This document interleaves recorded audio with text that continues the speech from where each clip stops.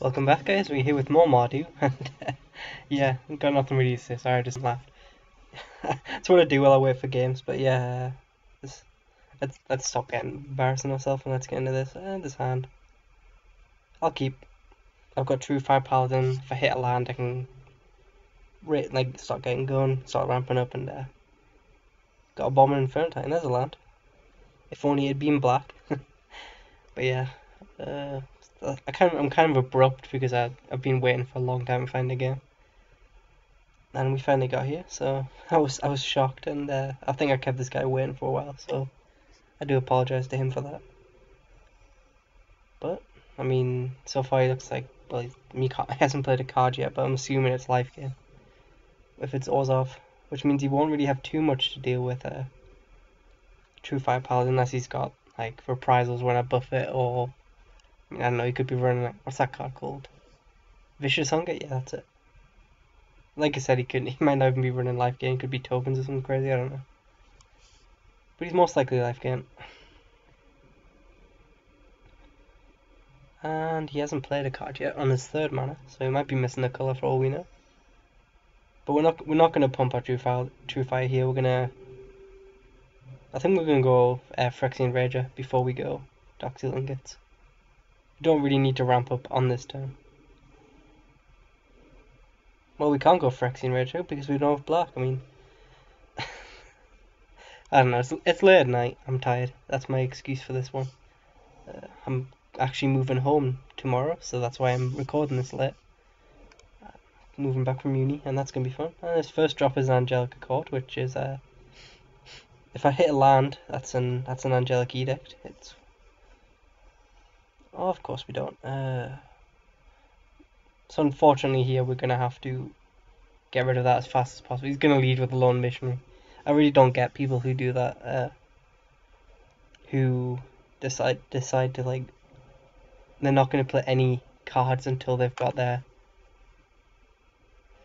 until they've got their life gain engine out. I mean, if I'd been a fast deck, this guy was just screwed. But I guess he judged the situation. Guarantee we're seeing a Lone Missionary this time. So we'll have to deal with one angel, which we can deal with August Spree. And then, so damage limitation, it's not the end of the world. Yeah, there we go. So next turn we take out the token generator. We're going to get hit for 4, but it's something we can deal with. Probably going to get hit for 6 because I'm not going to block either. Yeah, I have to get rid of it this turn.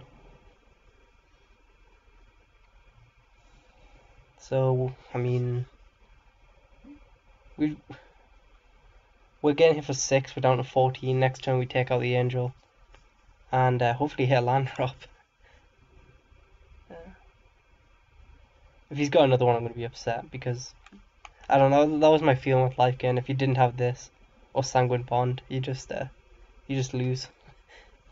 That Angelic Accord, Sanguine Bond, or Viscopa Guildmage are your only real ways out.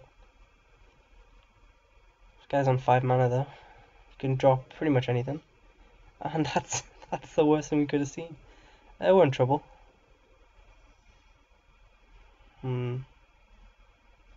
I've got nothing that can deal with it. I can't block it. I think we play a Rage and take out his Angel, which we can do. We need to hit more removal at this point. I would love a Planar Cleanser. Elixir Immortality. You know what? No, we're not playing it.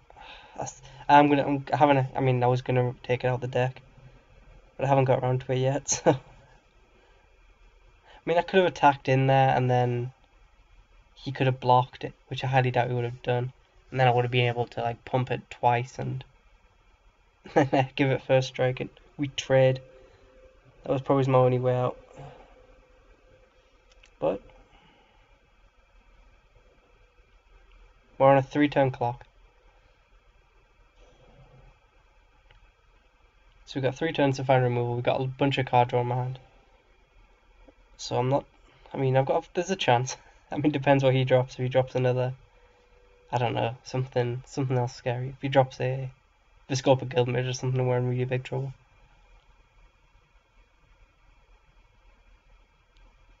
But we do run plenty of removal that can deal with this thing now. He's thinking. He's played his land, and then here we go. Playing a cleansing, perfect. We'll do it this turn. We can't play anything else before.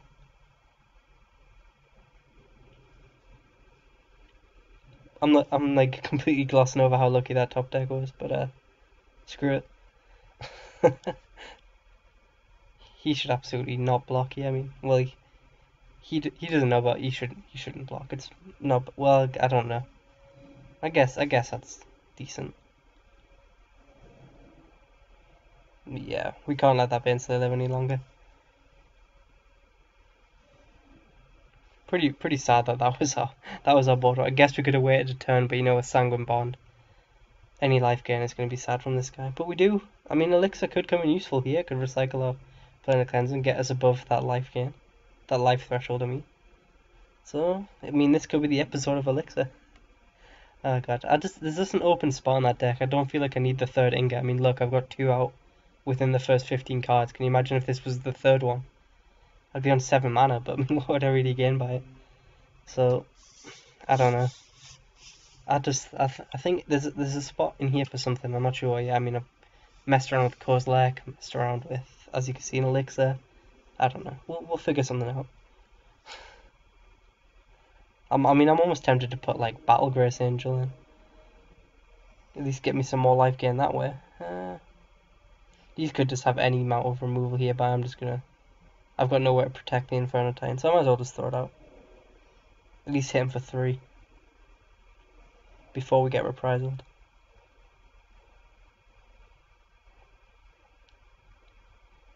I mean, this guy's definitely got removal in hand. If I make it to my turn, I'll be very surprised. He's got 6 cards in hand. They can't all say land. Well, that's 4 life. But it's just going to get eaten by the Inferno Titan, unless you do have that removal. In which case, you shouldn't let me attack, and I don't think he does, so... That life gain is not going to be very beneficial for him right now. Guess he gained 4 life, but you just lost a creature for no reason.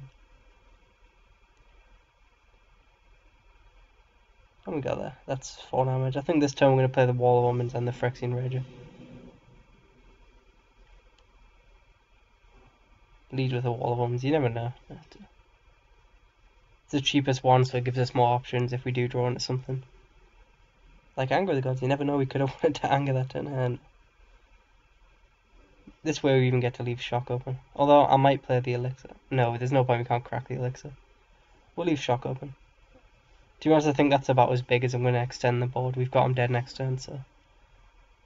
And looking at how fast his timer went, I think we've beat this guy. No point playing the planes.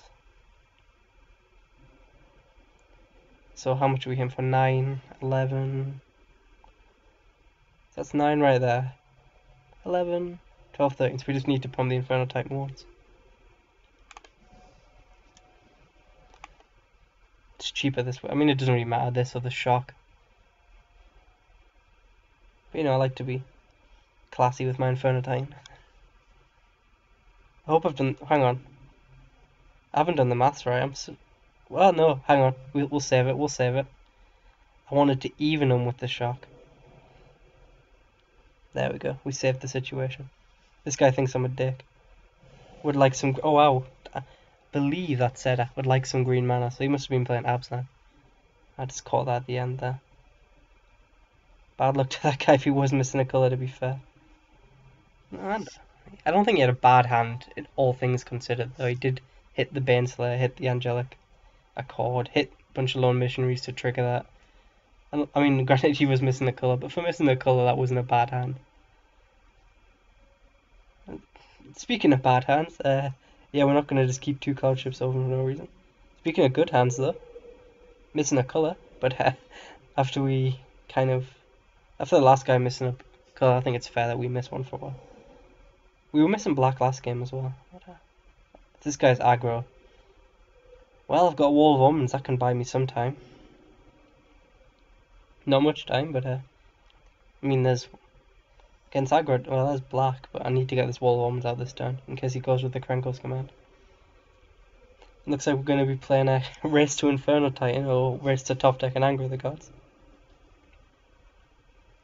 It's always a fun game to play against goblins. Don't even know if this guy's got.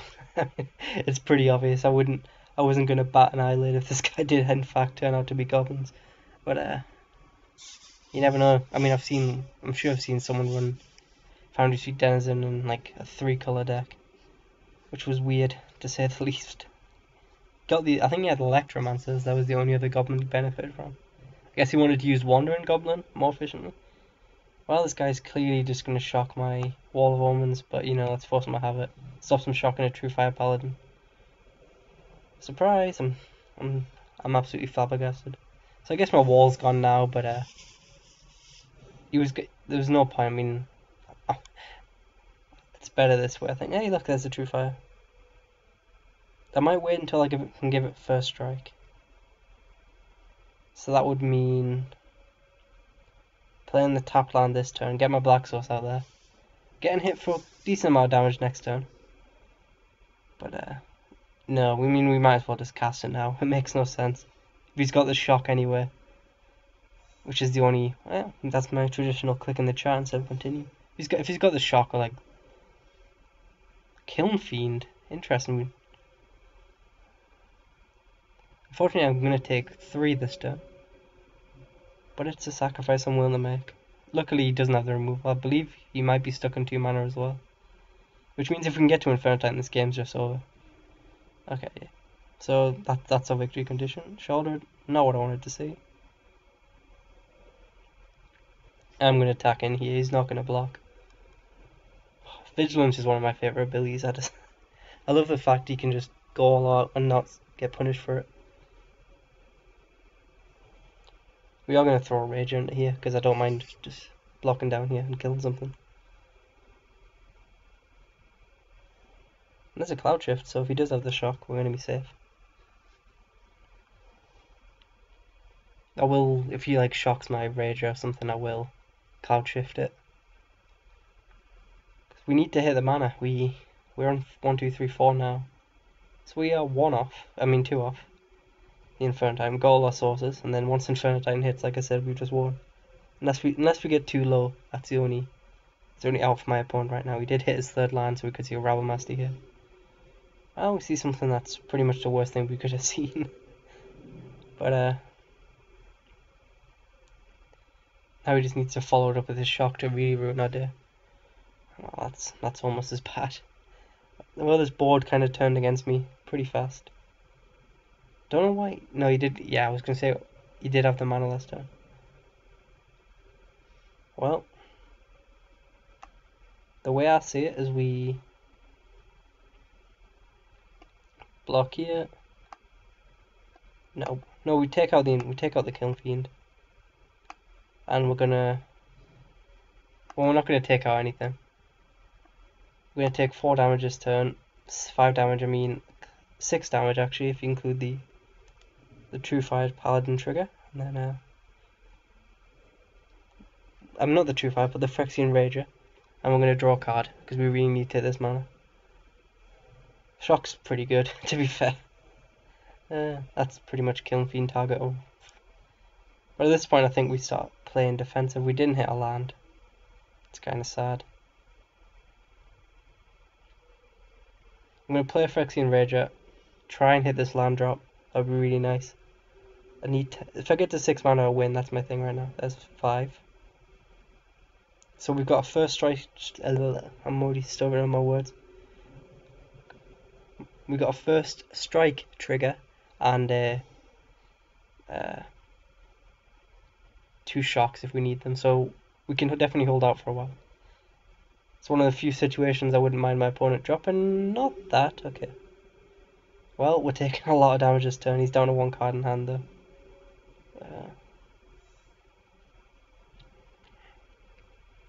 What's the most efficient way we can block here? Okay. So we shock the creatures. Take out this thing, just because it's the most damage. But we don't have enough red sources actually, so we only have one shock available to us. I think we just have to go massive jump down mode right now. The Kiln Fiend, take out the... So how much is that? 2, 4, 6, 8, 10. So we can't take out an Arsonist, otherwise we die, so we're pretty screwed at this point. Unless we go top deck and Anger the Gods. Yeah.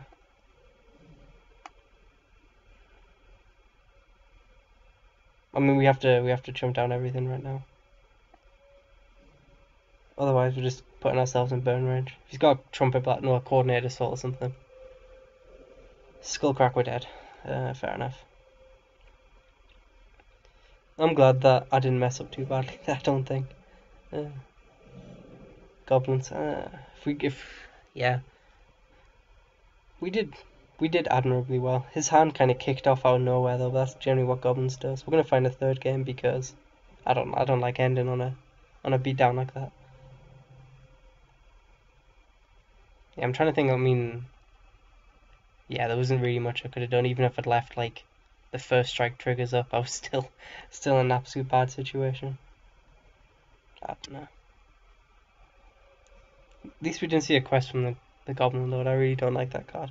When I see people run it, it's like, how many goblins? Is it 5 goblins? I don't know. It's not worth it in short term. But it doesn't look like I'm going to find a game here, so I'm probably going to pause. So I will see you in the final game. Oh, you know, you start off your outro, and then good things come to you.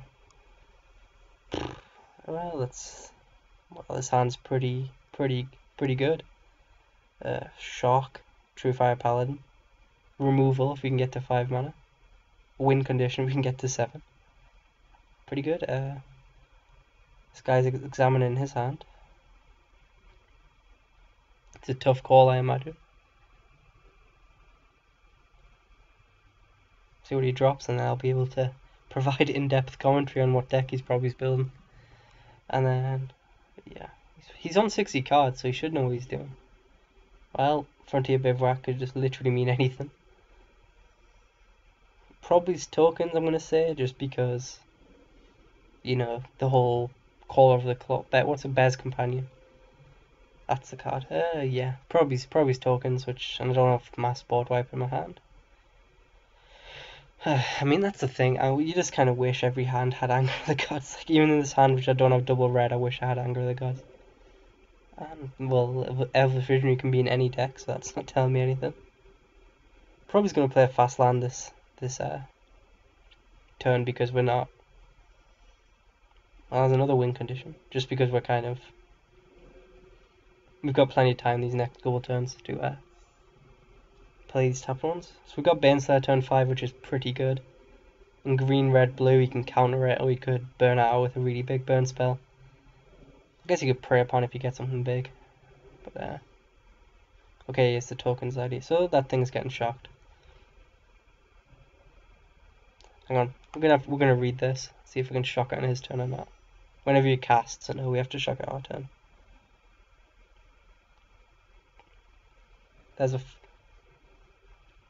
There is a fast mana, so we can get Baneslayer out turn 5 if we need to be now.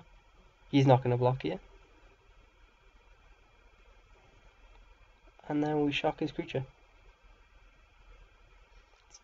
Shock is so good in this metagame right now, just because all these like young pyromancers, Talrans, Rabble Masters, all of them just shock is the worst enemy. This guy goes for a Traveler's Amulet, so I'm guessing he's needed some sort of mana fixing, but decided Cultivate wasn't enough. I don't know. In any green deck, the only mana fixing you'll really see me run is Cultivate. I don't think you need any more, unless you're going like really top heavy. And maybe Dark Seal Ingots, if I really feel I need them. But Cultivate is just so good. Well, we really slowed this guy down, even though I didn't really seem to have an instant.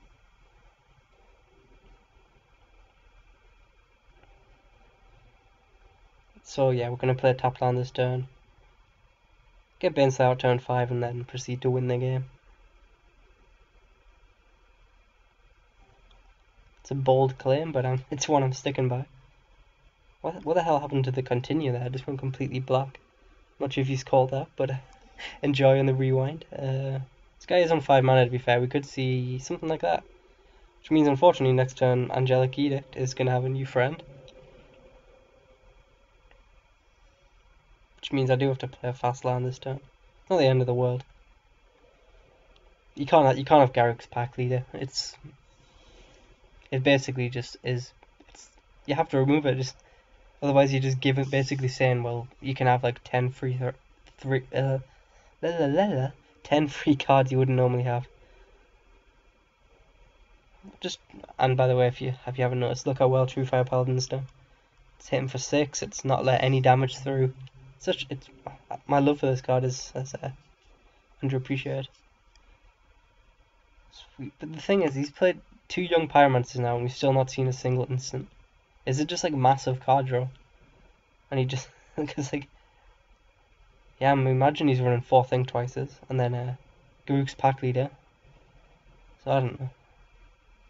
But next turn we could get counterspelled here, which would be sad. I'm not gonna lie. In fact, I might even try and play around it because I kind of want Bane so they hit the field. It's a good card. So I'll probably spend this turn playing the tap land and the Phyrexian Rager. He's finally jumping down. So yeah, we're gonna do it this way. I mean, I haven't seen a counterspell yet, but his deck, they wouldn't be out of place. And apparently, Phyrexian Rager doesn't want to hit the field right now. It's enjoying hovering there, and so I think we're gonna have a disconnection here, which is great because I always love computer top deck battles. Hey, no, you didn't. Well, we're pretty sorted on mana right now. Wait for him to tap out and then win this game. He is on 4, 5, 6. Possibly 7th. Yep, there's the 7th where it's tapped. Ground Assault. He's keeping both them blue open, which I really don't like. But I mean, we've got no choice now. Next turn we are going to Baneslayer. Good Shadowbone Demon, doesn't really do much at this point. I want to loop it with Shouldered, if I can. It's a really good combination right there. 2, 4, 5, 6, so we could play Shouldered. But we'd much rather Shouldered land than Baneslayer. I mean, it's a good decision to have in my hand right now. He's not going to block. There's literally no reason to. Even if he's got a Think Twice and he wants to.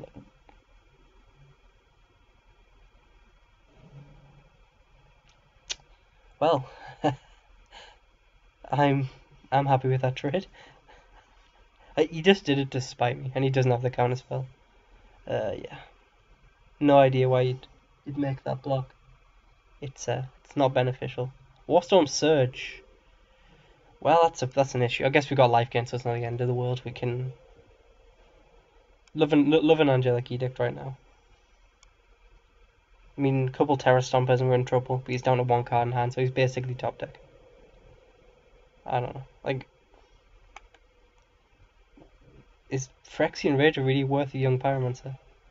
And my opinion is no, it's not. But I think we pretty much just kill this guy next turn.